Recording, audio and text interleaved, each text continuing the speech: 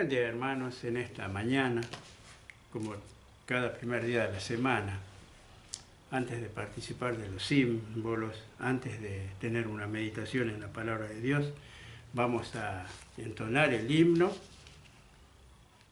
347. Vamos a oír la melodía de este himno y después abriremos la palabra de Dios.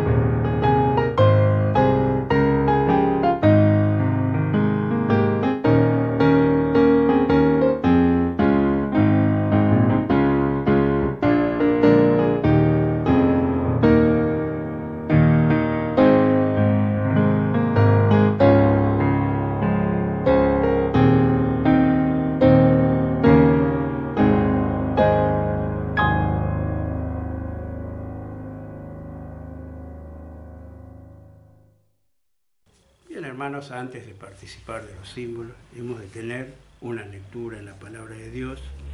Busquemos, por favor, Éxodo capítulo 12, libro de Éxodo capítulo 12, verso 26. Dice así la palabra de Dios, Éxodo 12, verso 26, cuando os dijeren vuestros hijos, ¿qué es este rito vuestro? Vosotros responderéis, es la víctima de la Pascua de Jehová, el cual pasó por encima de las casas de los hijos de Israel en Egipto, cuando hirió a los egipcios y libró vuestras casas. Entonces el pueblo se inclinó y adoró. En los días de Moisés, cuando el pueblo de Israel aún estaba allí en Egipto esclavizado, antes de salir, Dios le dijo a Moisés que preparara, que educara a su pueblo, para que el pueblo tuviese una respuesta para sus hijos, para que ellos sepan el verdadero significado de la Pascua. Los israelitas debían comer la Pascua porque habían dejado atrás el país de la muerte, de la esclavitud de las tinieblas y de la ira y del juicio, para marchar hacia adelante, hacia el país de las promesas, que para ellos era nada más y nada menos que la tierra prometida. El Cordero de la Pascua nos habla de nuestro Señor, el Cordero perfecto. El Señor Jesús es el Cordero provisto por Dios desde antes de la fundación del mundo y destinado de antemano para ser sacrificado en sustitución de nosotros los pecadores. Así como los israelitas eran esclavos en Egipto, nosotros, hermanos, en otro tiempo, éramos esclavos del pecado. Y como pecadores estábamos bajo el dominio de Satanás, bajo su poder.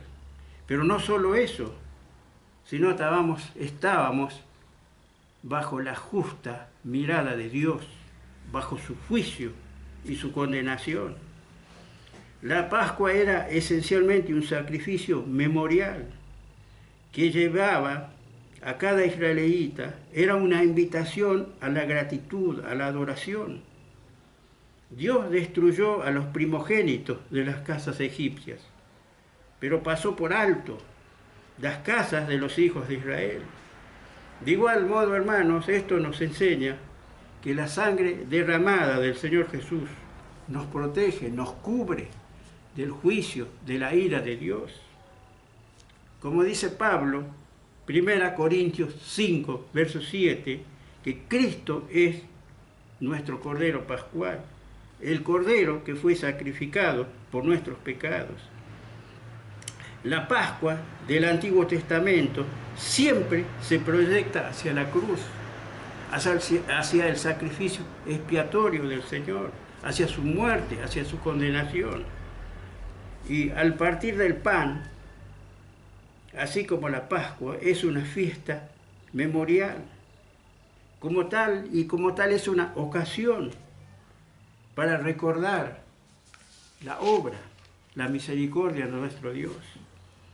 Porque Él nos apartó del mundo a través de esa obra. No nos sacó del mundo, sino que nos apartó. Nos sacó de las tinieblas para llevarnos hacia la luz, hacia su luz. El Señor Jesús dijo: yo soy la luz del mundo. Y Él no dijo que era una luz más entre muchas, sino que Él es la verdadera luz.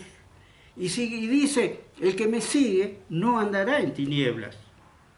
Pero además, hermanos, nos sacó del pozo de la desesperación, conforme lo dice el salmista, para ponernos sobre la roca, sobre un cimiento estable que es Cristo.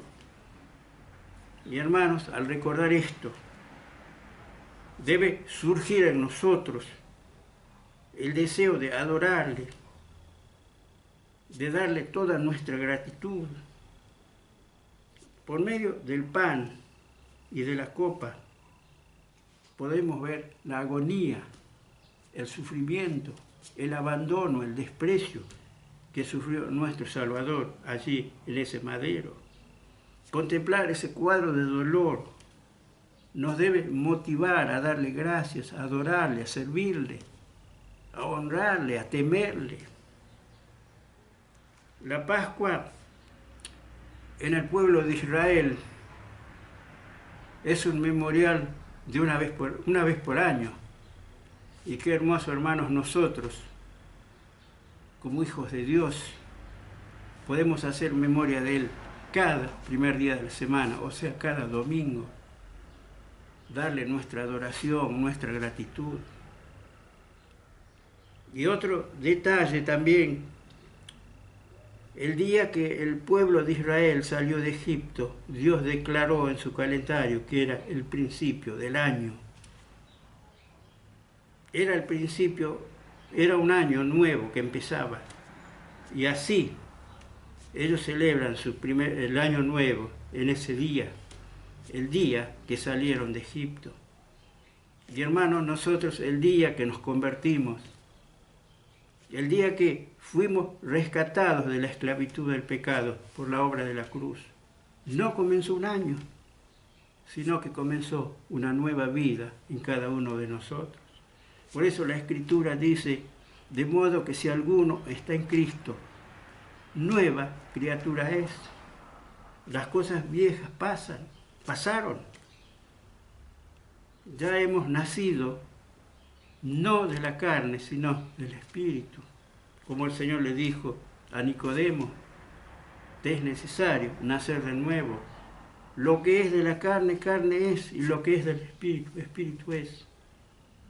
Y hermanos, para concluir, el Señor busca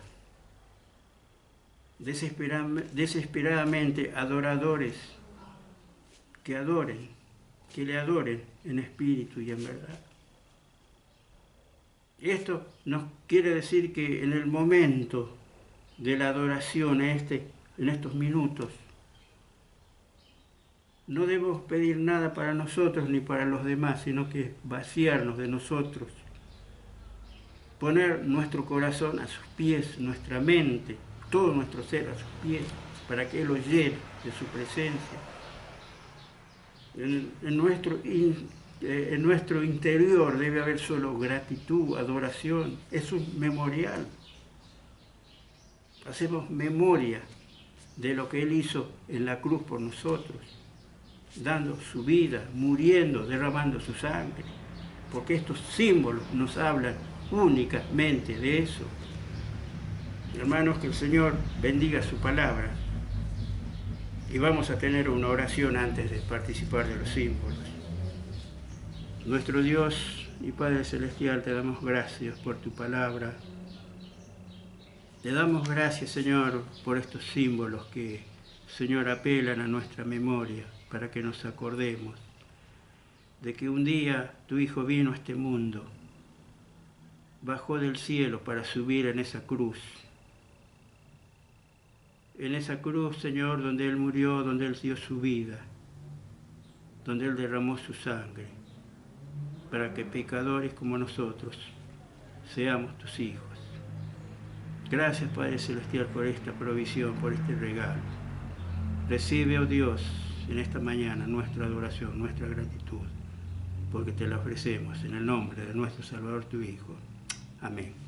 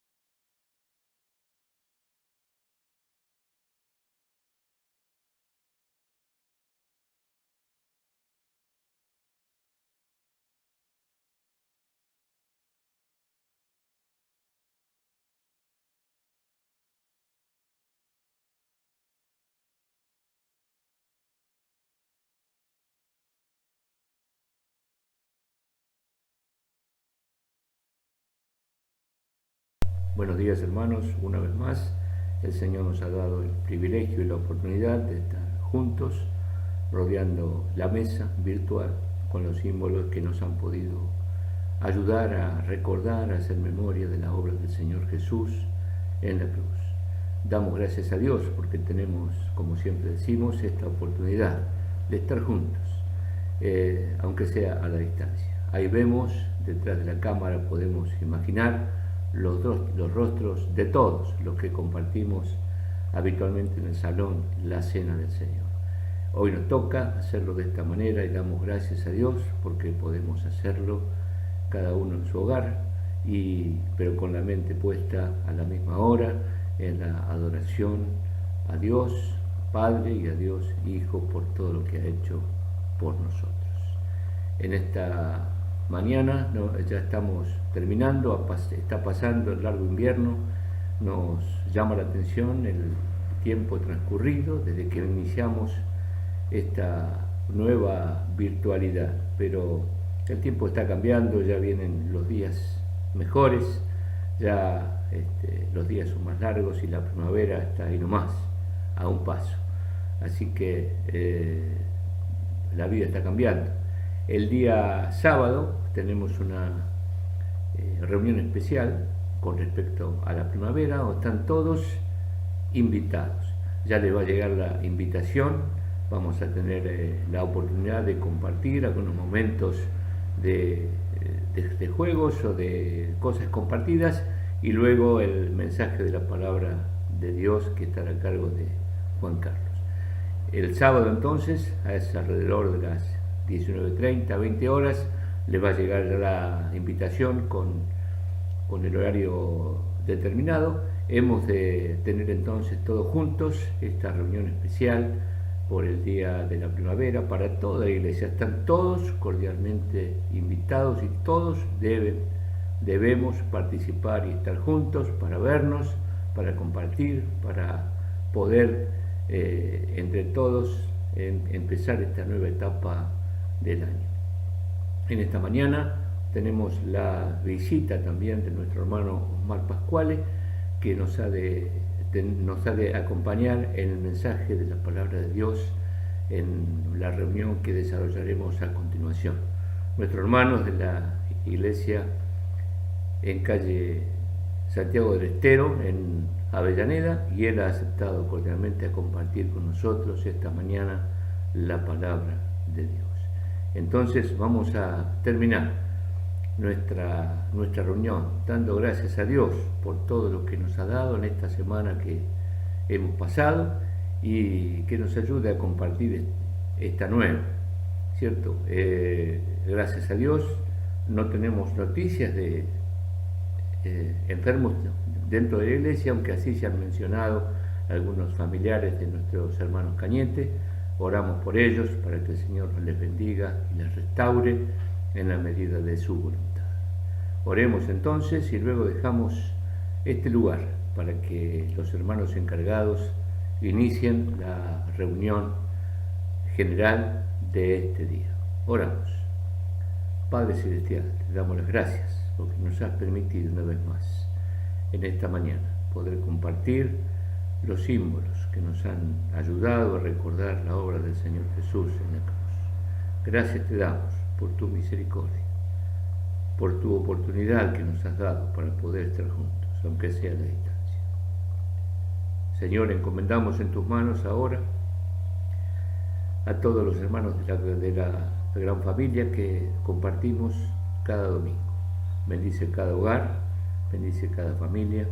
Nos acordamos de los familiares de los hermanos Cañete, que tú les bendigas y les restaures como tú lo deseas en la medida de tu voluntad. Señor, que podamos aprovechar este tiempo de tanta confusión y tanta necesidad para acercarnos a otros y explicarles que nosotros tenemos la confianza depositada en tu presencia. Señor, en tus manos encomendamos también la reunión que sigue, que tú bendigas al hermano que ha de tener la explicación de la palabra de Dios, la presentación del mensaje tuyo, y que podamos, Señor, aprovecharlo cada uno en nuestros corazones. Nos quedamos en tus manos, dándote las gracias, en el nombre del Señor Jesús. Amén.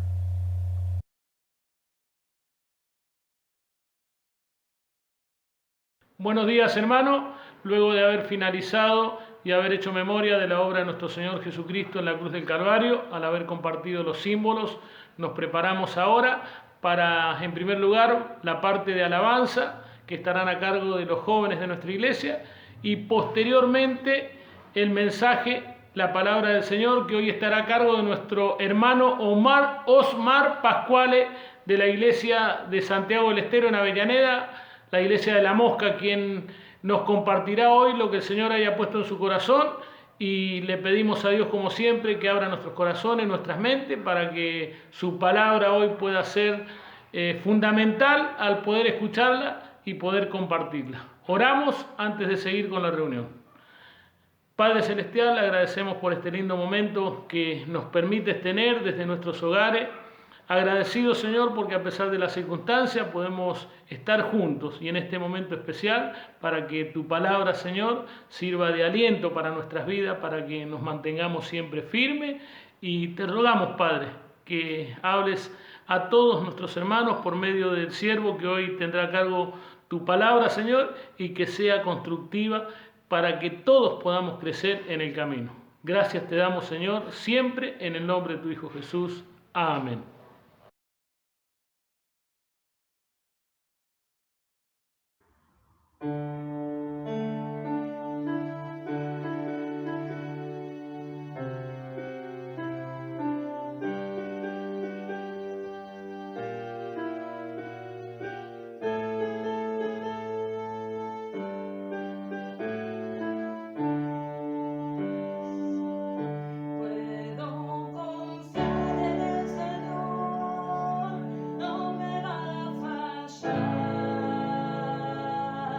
Puedo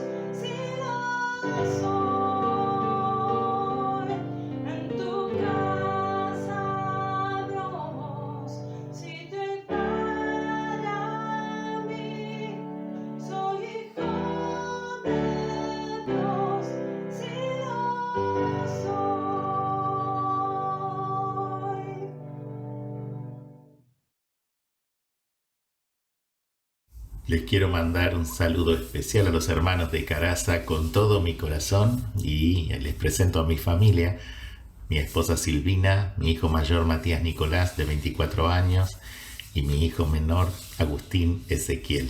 Que el Señor les bendiga, hermanos, al meditar en su palabra en esta mañana. Buen día, mis amados hermanos y amigos. En esta mañana quisiera leer mi último libro de la Biblia, Apocalipsis, capítulo 9, versículo 20-21.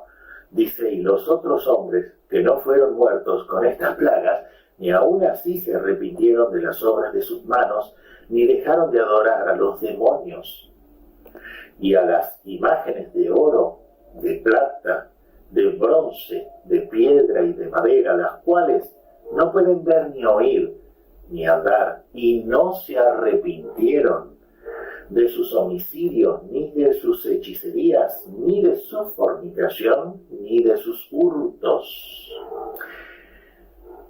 El libro de Apocalipsis menciona una y otra vez los juicios de Dios que se descargan sobre esta tierra, sobre este mundo corrompido e incrédulo. Y siempre menciona que a pesar de todo lo que van a sufrir las personas, ni aún así se arrepintieron. Lo reitera también en el capítulo 16, versículo 9.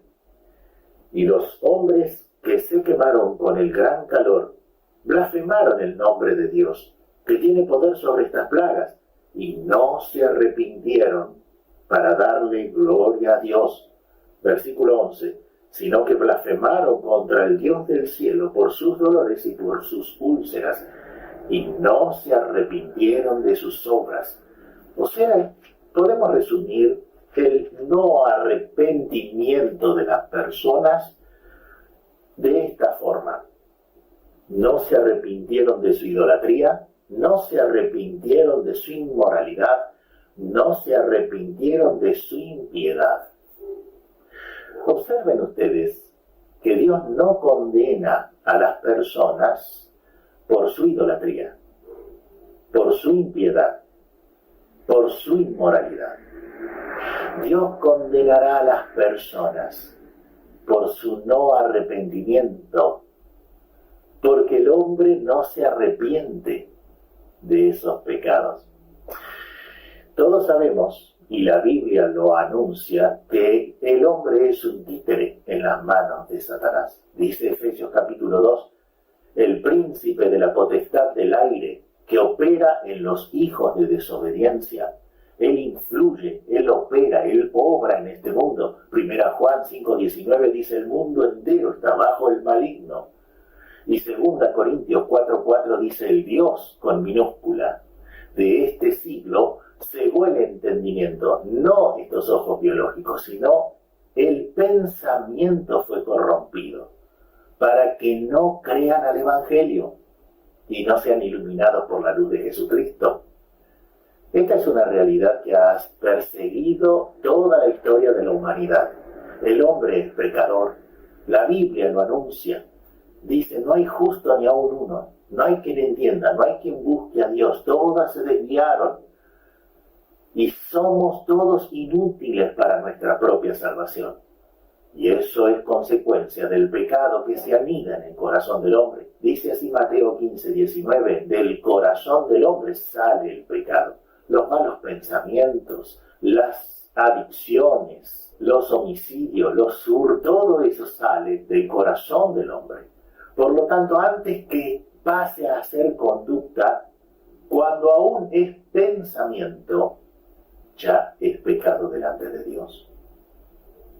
Por lo tanto, Dios no condena al pecador, porque la Biblia una y otra vez dice: Dios ama al pecador, pero aborrece el pecado. ¿Cómo se soluciona esta ecuación? Pidiendo solo una cosa: no que el hombre no peque, no que el hombre no sea idólatra, no que el hombre deje la inmoralidad, porque es imposible, todos somos pecadores. Dios pide solo una cosa: que nos arrepintamos. Ustedes observen que en Josué capítulo 24, versículo 2, dice que cuando Dios llamó a Abraham, Él y su familia eran idólatras, servían a dioses ajenos. Pero cuando vino el llamado de Dios, ese llamado lo convirtió en otra persona, Abraham. Y Abraham se arrepintió de su pecado y confió en Dios y le siguió por toda su vida. Y Dios le ayudó. Así que Dios no condena las almas por su idolatría, si no hubiera llamado a Abraham. Tampoco por su inmoralidad. Ustedes recuerden a Saulo de Tarso, cómo perseguía de forma inmoral a los cristianos que habían creído en Jesucristo. Así lo dice su testimonio en Hechos capítulo 22 y 23. Y Dios lo llamó, y a partir del llamado de Jesucristo, Saulo de Tarso es el apóstol Pablo, el adalid del evangelismo mundial. Y Dios no va a condenar a las personas por sus pecados. Todos nosotros pecamos. Y dice Efesios capítulo 2, y Él os dio vida, a los que nos dio vida, cuando nosotros estábamos muertos en nuestros delitos y pecados. Y Él nos ha hecho resucitar de esa mortandad espiritual y nos dio vida. ¿Qué hemos hecho nosotros? Simplemente arrepentirnos. Y en el arrepentimiento, aclaro, no hay mérito. Arrepentirse, en el idioma original que fue escrito, la Biblia, viene del griego metanoia, y eso significa básicamente percibir distinto.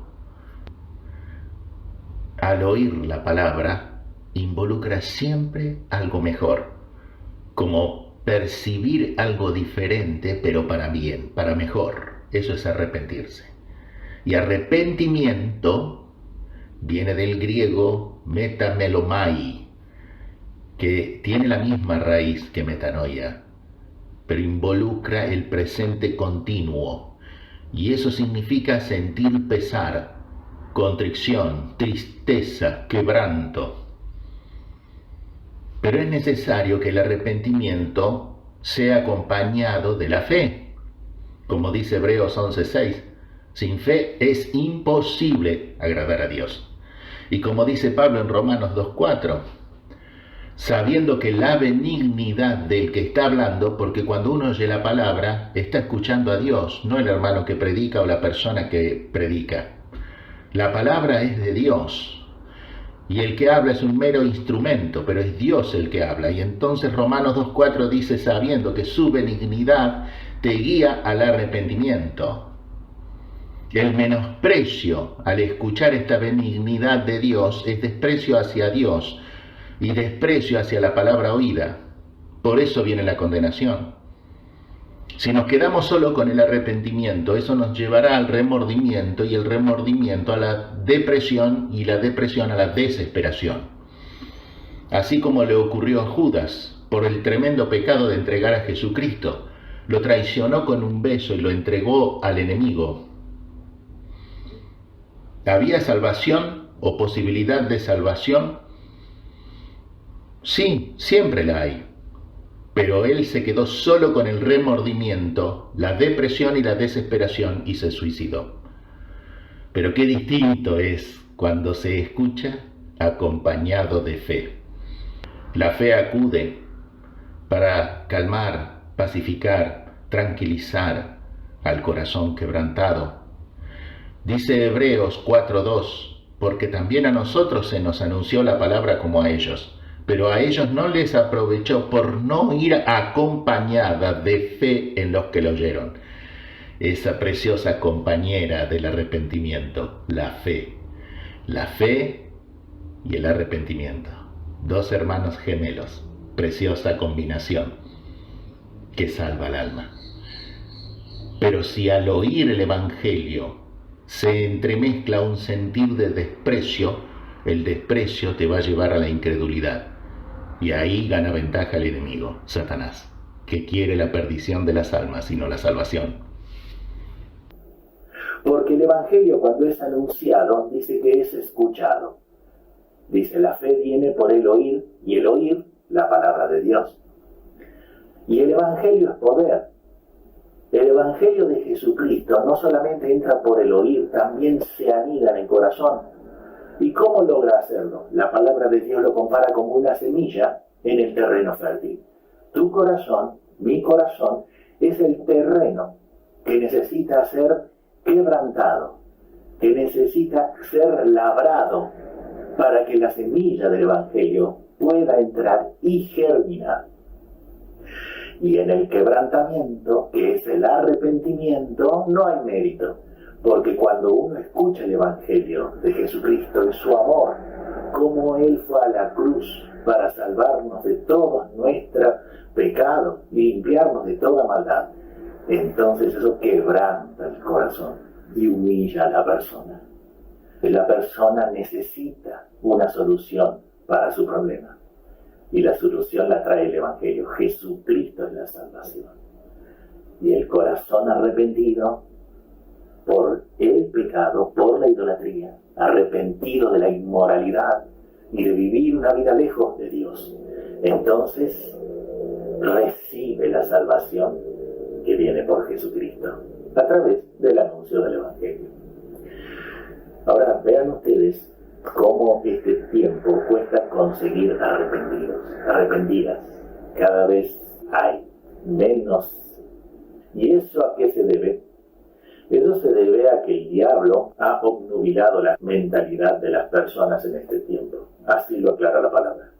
¿Y de qué forma lo ha hecho? Bueno, esto viene trabajándose desde hace mucho tiempo a través del avance de la filosofía, las corrientes del pensamiento, el libre pensamiento, y a través de la sociedad en contra de Dios.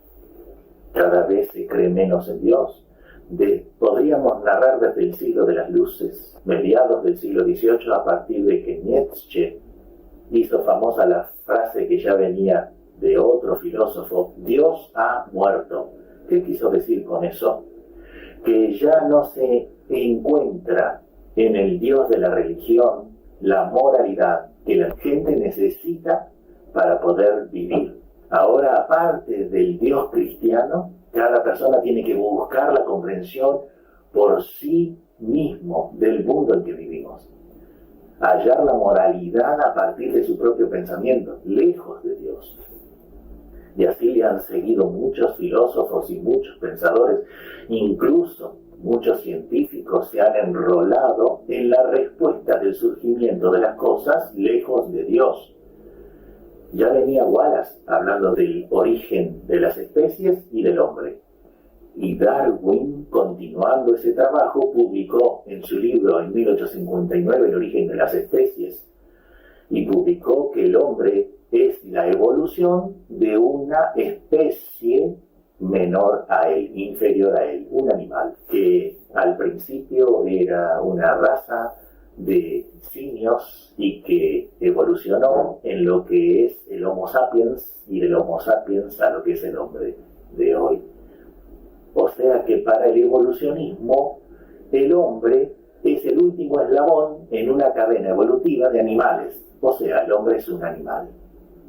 Miren a las conclusiones que ha llegado la ciencia y el pensamiento filosófico lejos de Dios. Han continuado en toda esta serie de pensamientos lejos de Dios. Freud con el psicoanálisis, Gamow en la teoría del Big Bang, que no fue creada por Gamow, sino por un creyente creacionista, que fue Lemaitre. Él fue el padre del Big Bang. Pero la explicación de la expansión del universo de Lemaitre fue para mostrar de que todo tuvo un inicio. No es que se formó por sí solo, como lo enuncia el panteísmo, sino que todo tuvo un inicio. ¿Y cuál fue ese inicio? Fue en donde todo converge al principio de todo a partir de una masa incandescente con la cual nació todo el universo, o lo que hoy sería el multiverso, porque ya se cree que no solo hay un universo, sino muchos universos, pero parten de una masa incandescente imposible de ser reproducida en cualquier laboratorio de los países más avanzados en el mundo. ¿En qué culmina toda esta serie de pensamientos en el pensamiento posmoderno del hombre de hoy, en donde se ha desmoralizado a la verdad. Le han quitado a la verdad el componente de moralidad. Toda verdad tiene un componente de moralidad, porque la verdad es justa, más allá de que cuando se diga afecte para mal al que la dice o a otra persona. La verdad es la verdad. ¿Por qué? Porque tiene un componente moral.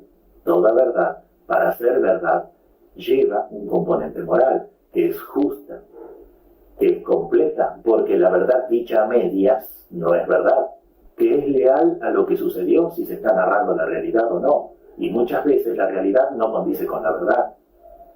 Pero al quitarle el componente de moralidad a la verdad, se ha reducido a la verdad a la simple realidad. Como dijo un famoso político hace varias décadas atrás, la única verdad es la realidad. No, no es así, para nada es así. Muchas veces la realidad que tenemos que atravesar no es la verdad de las cosas.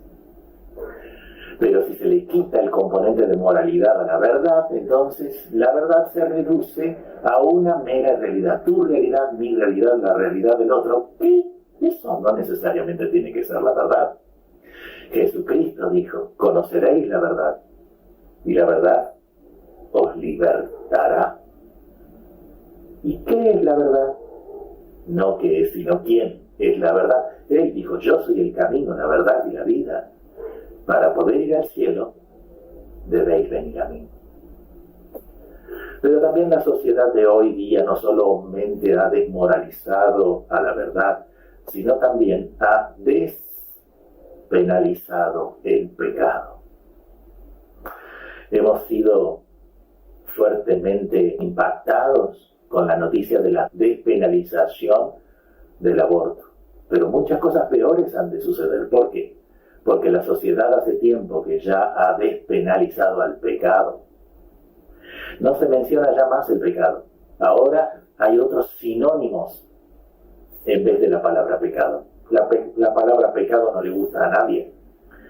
Ahora es víctima de emoción violenta. Ahora es alcohólico. Ahora es adicto. Ahora es enfermo. Víctima de una sociedad enferma. Entonces ya no es más pecador la persona.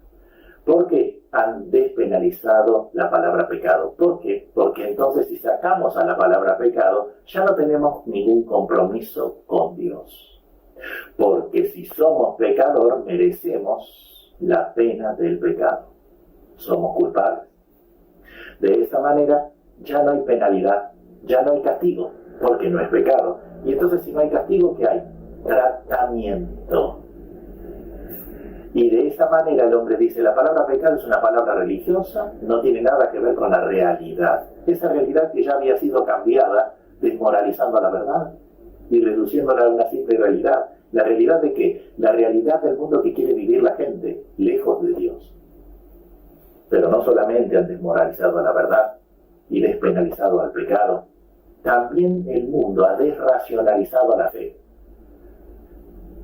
Dice, vos tenés fe, entonces no pensás. Vos sos religioso, entonces no usás el cerebro. ¿Y quién dijo? Eso es una agresión, y más que una agresión, una falta de respeto. La fe fue creada para actuar en compañerismo con la razón. ¿Dónde dice eso? En Hebreos 11:3.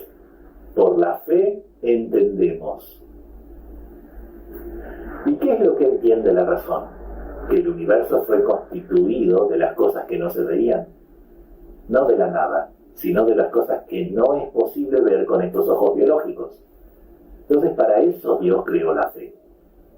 Por estos ojos biológicos y por nuestros sentidos y nuestro cuerpo, podemos estar en contacto con toda la parte física, real, palpable, concreta de la existencia de la creación.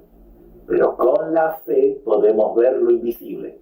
Podemos saber y estar convencidos que existen cosas más allá que son más grandiosas que las visibles, de las cuales proviene todo el mundo visible que podemos ver.